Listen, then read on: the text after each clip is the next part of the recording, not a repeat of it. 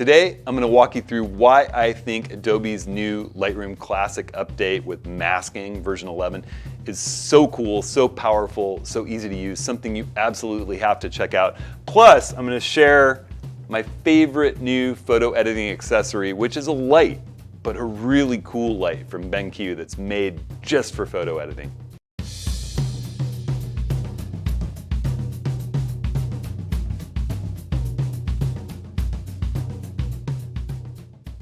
Well, hey everyone, Hudson here. Welcome to this week's Approaching the Scene. I know the studio is a little darker than I normally display it during these videos. There's a reason for that. I'll get to it in a moment. I'm just back from an epic road trip with my good friends Rick LePage and David Archer, where we led 3 workshops through Yellowstone, the Tetons and Moab. Man, it's been a long year and a half, and how freaking fun was it being out with a group of excited to learn photographers photographing in those beautiful places. It was just amazing. I got thousands of images to go through and edit, and lucky for me, there's some fun new stuff to edit with. So we're gonna talk about the new masking capabilities that Lightroom just released, I believe it was like Tuesday. It's pretty cool stuff in Lightroom 11. If you haven't upgraded to the latest Lightroom, this might be the thing that tips you over the edge. I'm going to show you what it's capable of. It's really easy to use. It's really powerful. Before we do that, I want to talk about this really killer light that BenQ sent me. Before I left on this workshop, I got contacted by BenQ, who makes really nice editing monitors, about testing out this Screenbar Plus light system for your editing station that really just lights your desktop.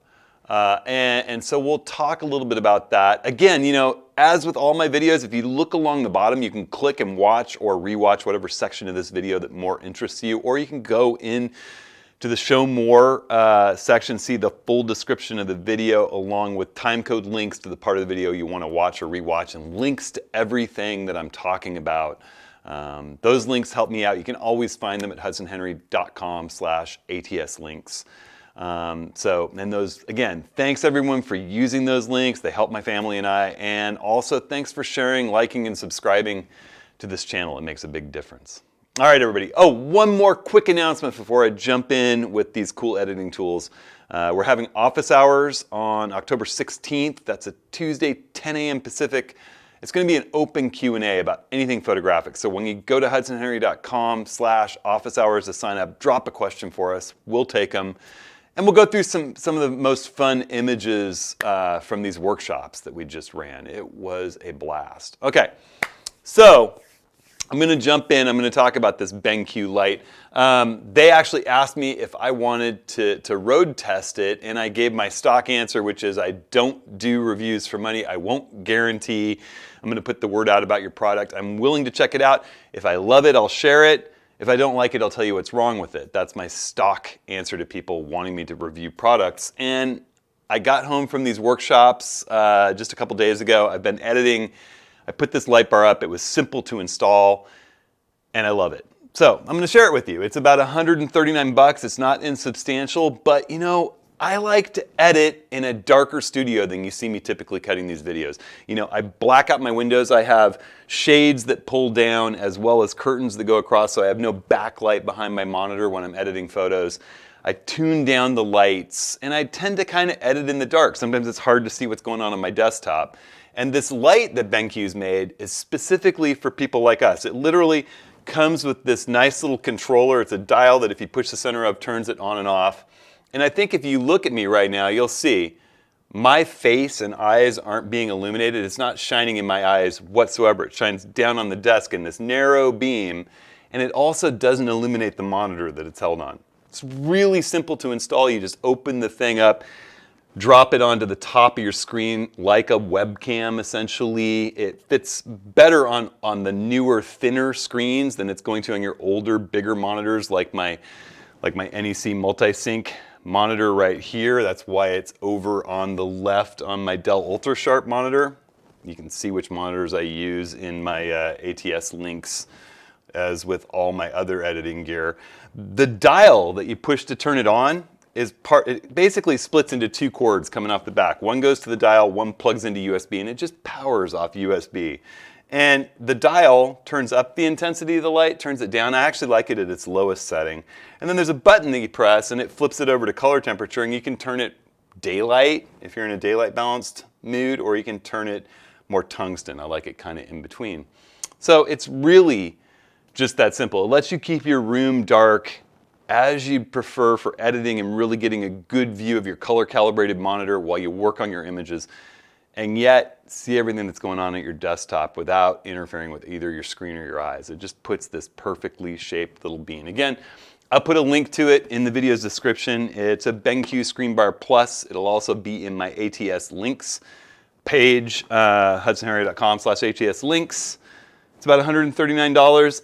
I actually think it's well worth it. It's one of the nicest additions to my editing desktop that I've had in quite a while.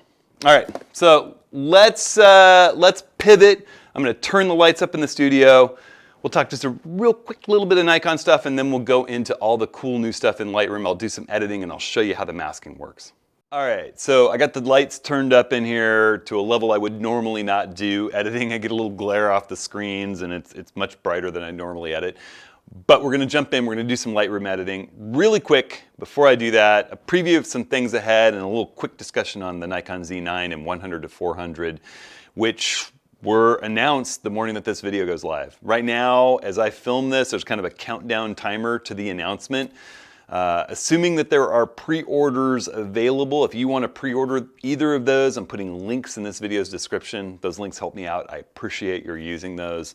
I will definitely be pre-ordering through MPS both of those, and I'll let you know what I think of them. I've kind of avoided the whole, navel gazing, hypothesizing about what might be while we don't really know very much about them. I'm sure in the next video I'll talk a little bit about the specs and what's exciting and what's not.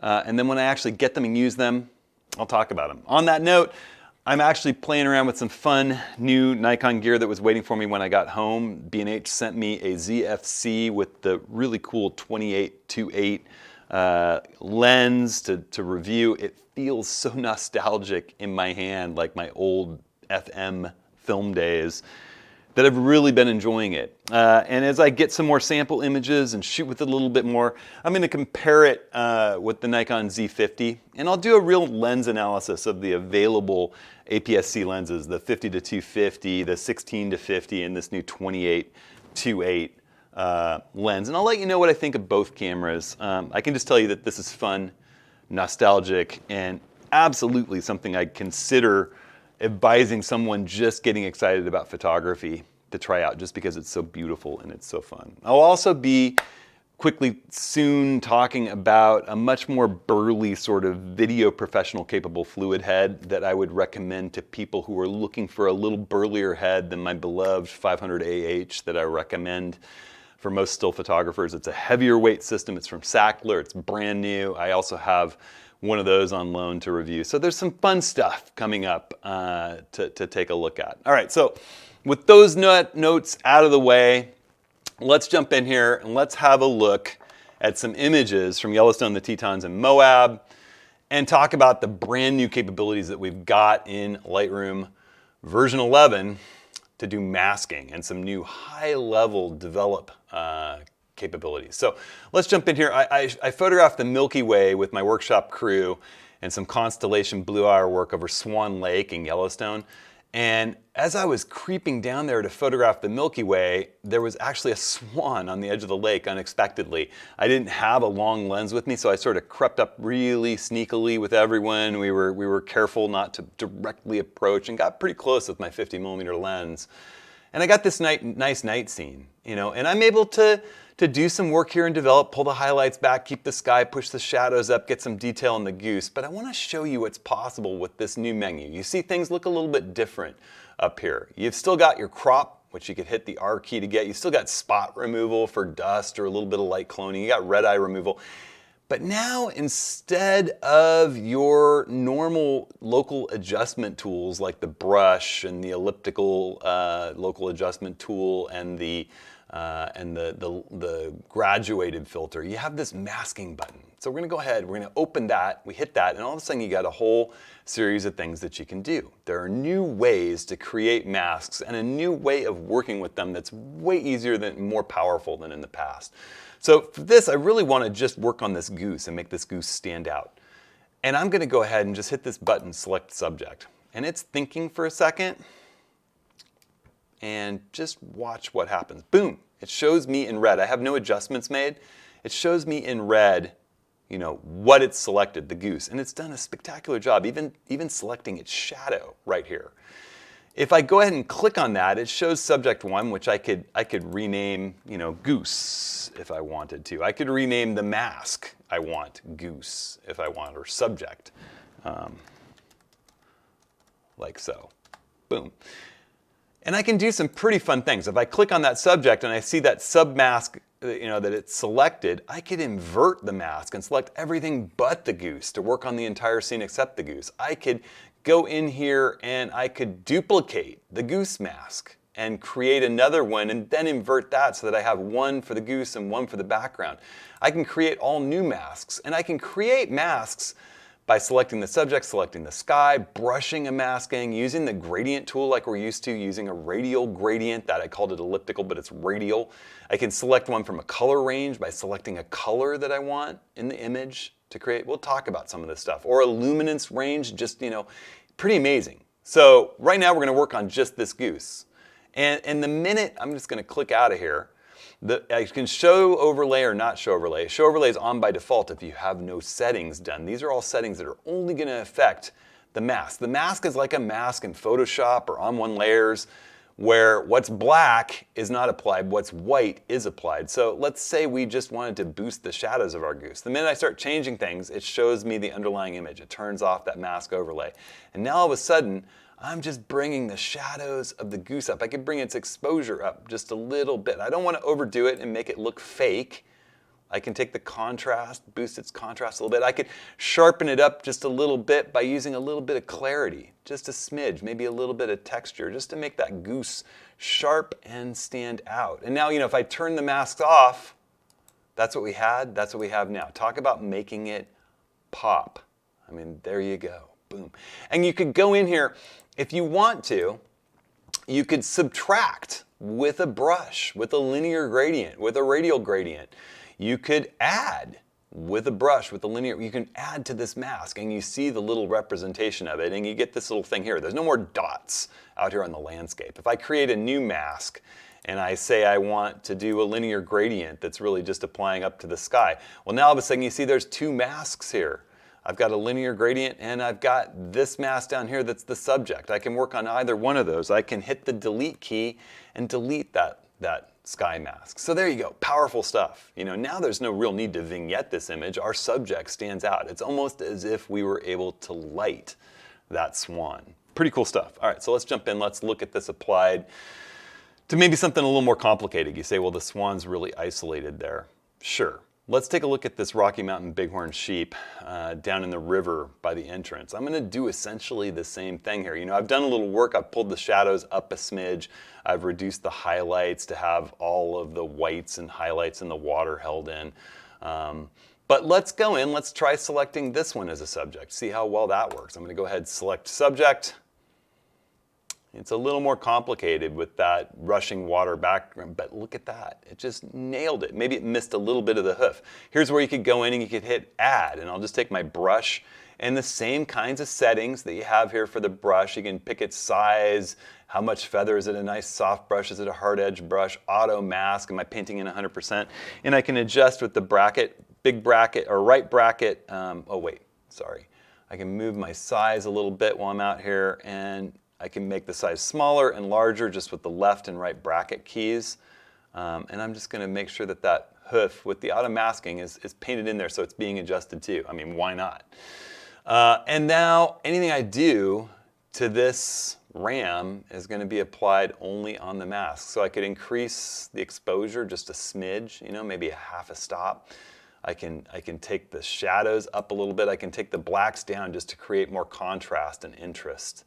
And then, you know, if we wanted to, we could also just add contrast from a contrast perspective. And now once we do that, we can boost the shadows a little more. We're just editing the ram and nothing else in the image. That's the power. You hover over that subject icon, boom, you see what you're editing.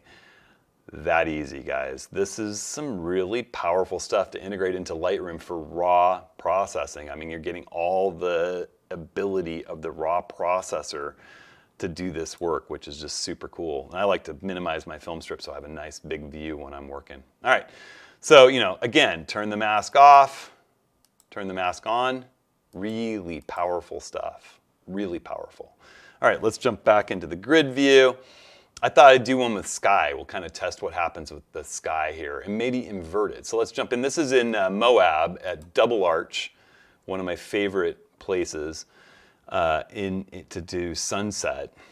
If you climb up into the arch, there's all these different shapes and patterns that you can find. And I love this view out to these rocks in the distance. So this is a shot with my 14mm lens, my 14-24 Nikkor S lens, stopped down to f/22, zoomed into 21mm, base ISO to get the most dynamic range I possibly can out of the camera. And then it's also bracketed. It's one shot on the light meter, one shot, 3 stops underexposed to keep all the detail that I want in my scene. And I've gone ahead and pulled the shadows up a bit and dropped the whites and the highlights and lowered, boosted exposure just a little bit to get some detail in these rocks. But let's see if we can do a little bit more. I don't want to adjust the sky very much. So I'm going to go in here to my masking tool, and I'm actually going to use the select sky to select the rocks. Well, how am I going to do that? I'm just going to go in here, hit select sky. It's detecting the sky right now, and Y8 for it, boom, there it goes. Look at that. It's done a really nice job. It's detecting a little on the edges of the rocks.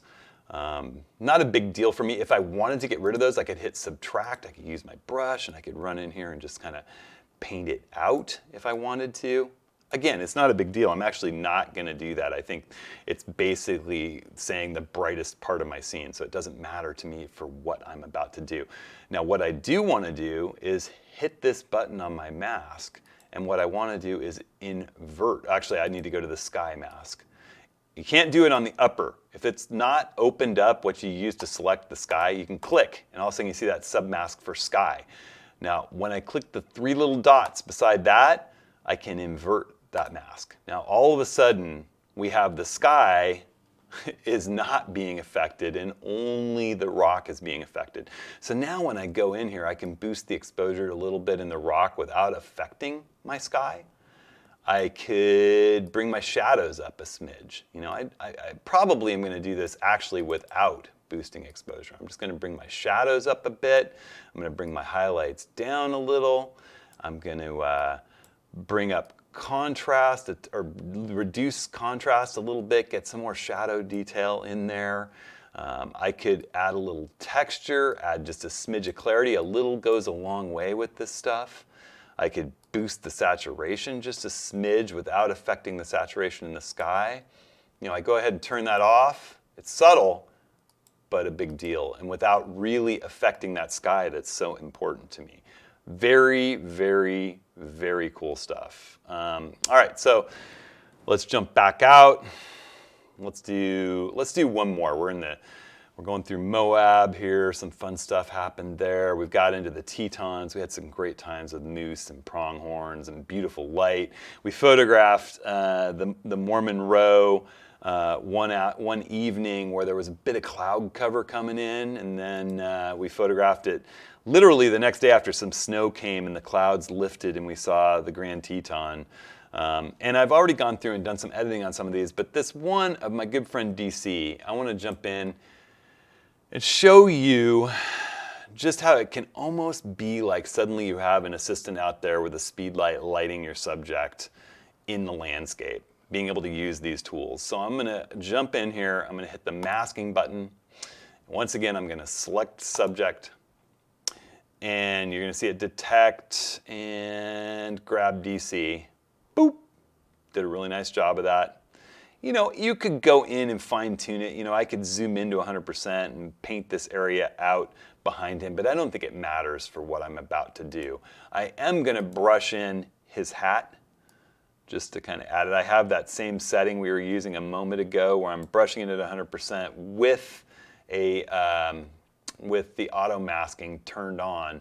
Now I'm going to actually subtract a little bit with the brush because it grabbed a tiny bit above his head just to oh, sorry. I'm going to I just accidentally increased rating and decreased rating. I'm just going to undo a couple things. It's funny, it seems like to get this properly, you have to actually go in, oops, you have to go in, where did we get to? There we go. You have to actually go in, where's my mask? There it is. You have to actually be clicking with your brush. So I want to go ahead and subtract with a brush, and then I'm going to grab the size and make it a little bit smaller. This might be like some little bug I'm just discovering talking to you guys. Unless you move the size bug a little bit, right now, the bracket keys change the rating of the image instead of the brush size. Once you touch that brush size slider, then you can adjust it, and once you're brushing, you can adjust it like you're used to with your controls. I could actually maybe take the feather to 0 so that I have a hard edge brush and just paint right there. You know, and that's how I would do it if I wanted to zoom in and wipe that little area between his hat and his face and the tripod. I'm not too worried about it. I might do that if I wasn't creating a video right now, but you get the idea. Now, we're working on this mask, and all I want to do is, again, make DC a little bit brighter. It's almost like I'm just adding a little bit of fill light, like a half a stop, just underexposing the background a little bit, exposing my subject. It's like having lighting out there. I could warm him up a touch as compared to the rest of the scene if I wanted to. I could I could just basically get him looking exactly like I want. Add just a little clarity. It's not a close-up personal portrait, so I'm not worried about doing any kind of skin texture problems. It's just making him stand out there. And it's really subtle, like a vignette, but look at what that does to my scene. Suddenly your eye is drawn much more toward DC. And I did that again the next day with him out in the lightly dusted, snow-covered field with the mountains in the background. So this is some really powerful, really powerful, cool stuff that Lightroom is bringing. It's more Photoshop-like. It's more the kind of thing you could do in say, on-one layers with a RAW file or in Photoshop with a Photoshop document. As far as the Adobe ecosystem goes, bringing this into Lightroom Classic really lets you do a lot of Photoshop-like selections and masking on your RAW file without locking in those raw adjustments that you did in Lightroom to the file into a Photoshop document or a TIFF or a JPEG in Photoshop and baking those changes in. It lets you do this kind of masking in a much more detailed and nuanced way than we had before with the basic local adjustments. And to me, I think it's the biggest revolution to come to Lightroom since local adjustments and soft proofing for those of us who love to print years ago. This is a real big deal. And for those of you who are still, on the fence about using a subscription service, or they're still holding on to Lightroom 5, this is a big new feature. Beyond just support for the latest cameras and some of the nice features like HDR and some of the nuances and bug fixes and security fixes that you get in the latest versions. This is a big new feature. So I'm loving it. I think it's fun. I hope you guys check it out. Let me know what you think. It's easy to use. There's a ton of power. If you want a more in-depth and detailed review and analysis, take a look at my good buddy Matt Klaskowski's latest video. He goes into depth about the masking. I think it's about 25 minutes. I'll link that in my video's description too. Matt's an awesome Photoshop and Lightroom trainer. And he goes into even some more examples of how you could creatively use what I've been showing you in conjunction with some of the other tools that you're used to using in Lightroom. So it's fun stuff. I'm super stoked to be using it. Again, thanks to everybody who's been sharing, liking, subscribing the channel. Join me for the office hours in mid-October. We're going to be just taking general questions about anything photographic, a wide open session. Leave your questions at hudsonhenry.com/office hours. I'll be at Tuesday, 10 a.m.